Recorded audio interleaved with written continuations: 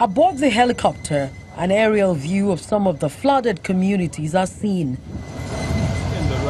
The governor of Niger State, ABUBAKAR Bello, and his team have had to monitor the situation from the air as roads into the communities have been taken over by floods.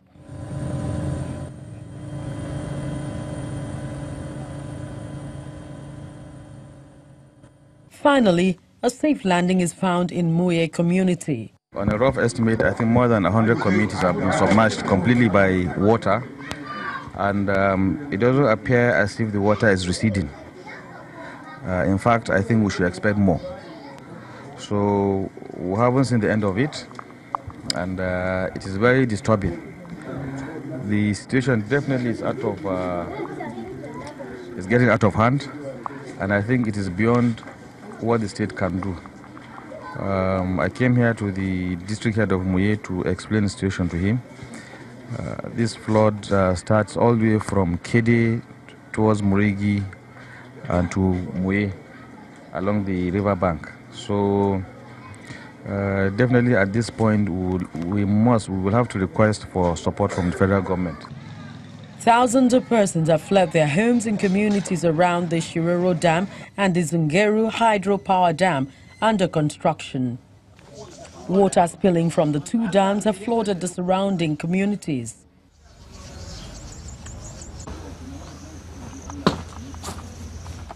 The Niger State Emergency Management Agency says at least 40 persons have been killed since flood disaster hit the state this year.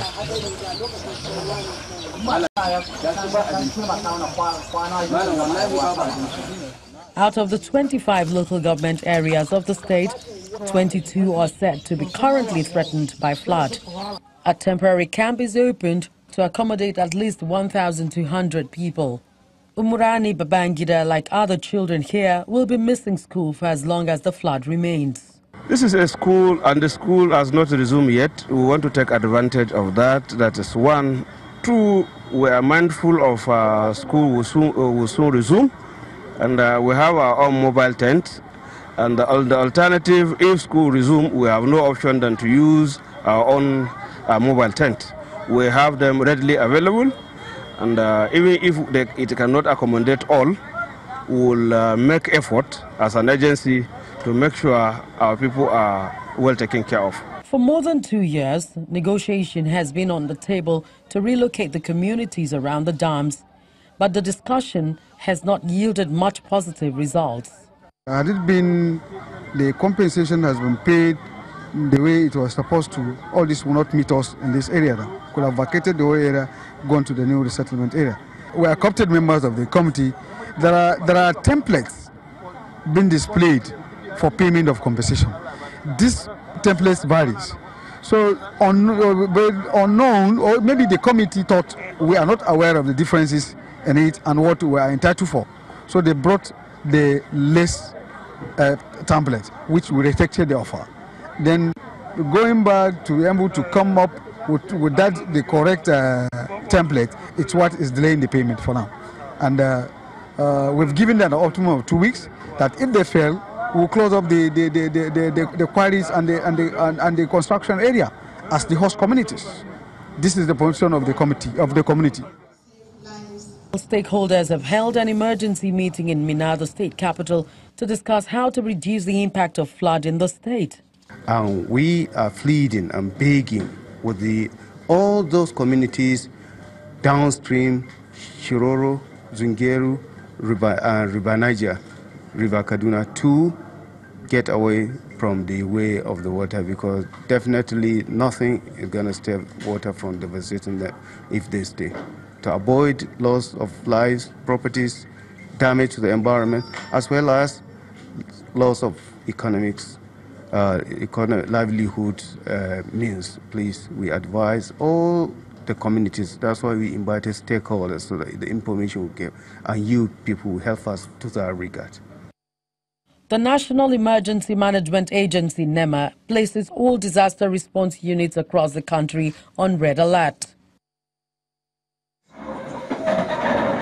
NEMA says it is not yet Uhuru, as more flooding is to be expected in some northern and southern states of Nigeria. NEMA inaugurates 5 emergency operations centers, EOC, to facilitate prompt search and rescue operations as well as humanitarian support in the states worst affected by flooding. The 5 emergency operations centers, EOC, with 8 personnel each include EOC-A to cover Niger and Kwara states, EOC-B to cover Kogi and Edo states, EOC-C to cover Benue, Taraba and Adamawa states, EOC-D to cover Anambra and Delta states, while EOC-E to cover Rivers and Bayelsa states. The emergency response centers will be responsible for planning, organizing, directing and supervising deployment of resources with the affected state governments and local authorities and communities. The Vice President, Professor Yemi Osinbajo, arrives at the IDP camp in Niger State, assuring the displaced persons that their stay in the camp will soon be over, as the federal government is providing immediate solution to their challenges. I'm here, as you know, to take a look at what to do in terms of a medium-term solution to the relief.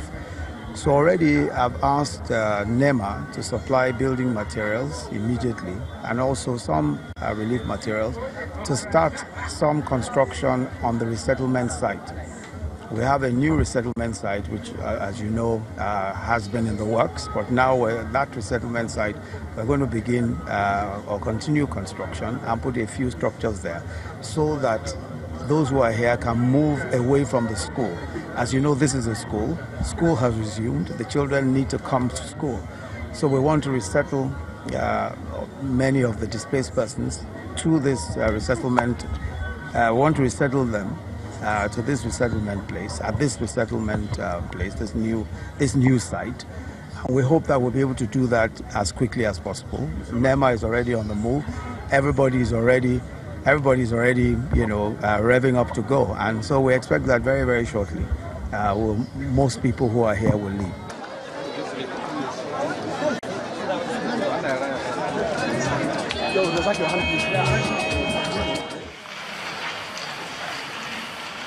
The Federal Executive Council touches on the flood disaster in some parts of the country as the government urges residents of floodplain areas to relocate to safety. In these times of climate change, anything can happen. So still want to appeal to communities to be very wary of building anything developing or residing on water courses and in floodplains. According to the World Health Organization, WHO, floods can also potentially increase the transmission of diseases. Meanwhile, the National Center for Disease Control, NCDC, outlines 10 ways to prevent diseases during flooding.